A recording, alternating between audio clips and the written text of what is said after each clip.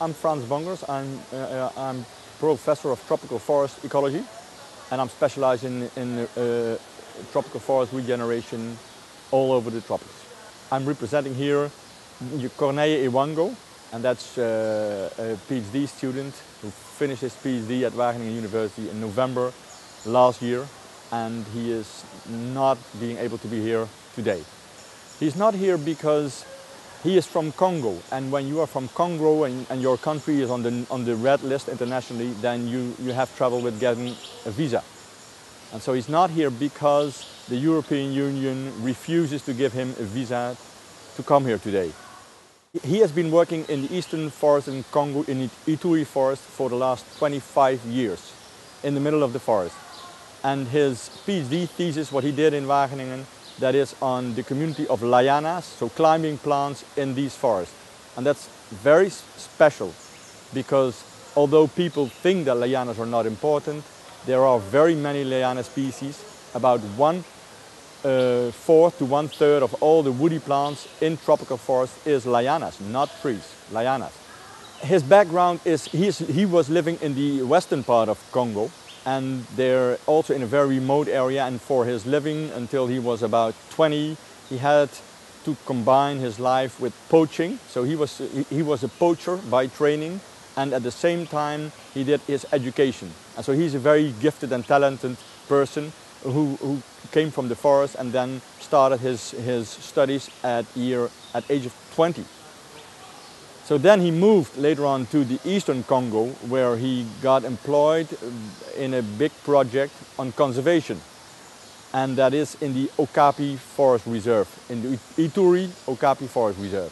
And Okapi, that's the forest giraffe, a very important animal that is endemic to the forest, that is endemic to Congo, I'm sorry. And the Ituri forest is one of the areas with the highest concentrations of okapis.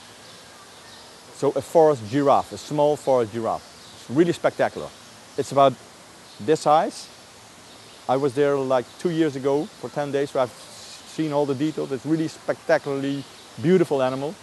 And so he did a lot of work to the conservation of this animal species and the forest around it, and including also the people. Because the people that live in the Ituri forest is the Pygmy people, Mbuti. And so these people live there for maybe 40,000 years. It's their forest, and so he is working with them together in the forest to get all the knowledge of the forest to be able to conserve it for the future. I'm very happy that the Forest for Nature Prize this year, one of the three, is going to Corneille Ewango, and I can tell you why. I've seen him in the forest, and he is really driven by the conservation.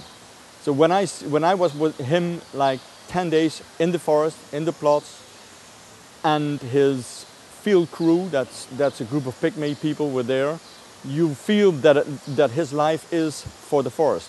Although he has a family, 5 children, his working life is for the forest, and he is really dedicated to that, and he does everything in his potential to get this organized. He's a good organizer.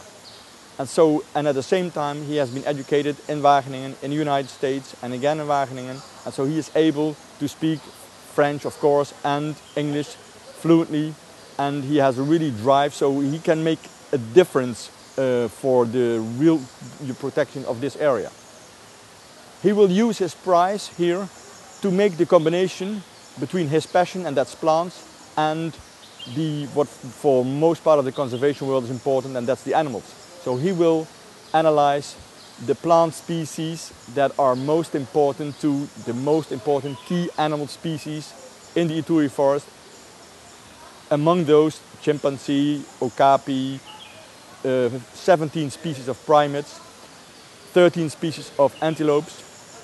And not only that, he is also very dedicated to look into these plant species that are so important to the local people that live there. And that's the most important, is the Pygmies, but also the Bantus who live in the area.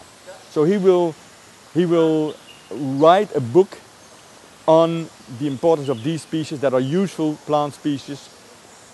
That's one aspect. The other aspect, he has been developing an herbarium fantastic herbarium in the middle of the forest, and he wants to expand that and be a center for further studies and a center of attraction.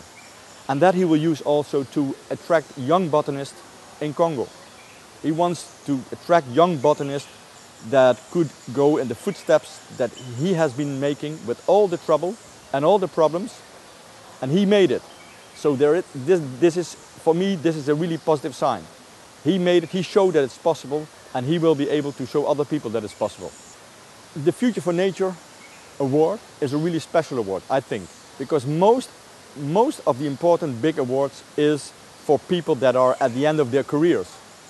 The big difference here is that the Future for Nature award is for young people who early in their age have proven to have the force and the courage and the strength and the conviction and the drive, the internal drive, to work for conservation.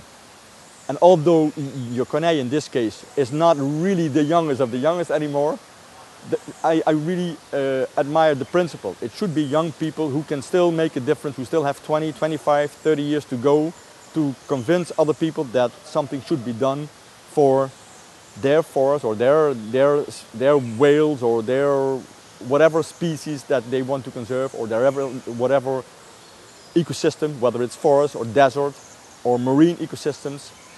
But really important, and I praise Future for Nature for that. It should be young people with a career ahead.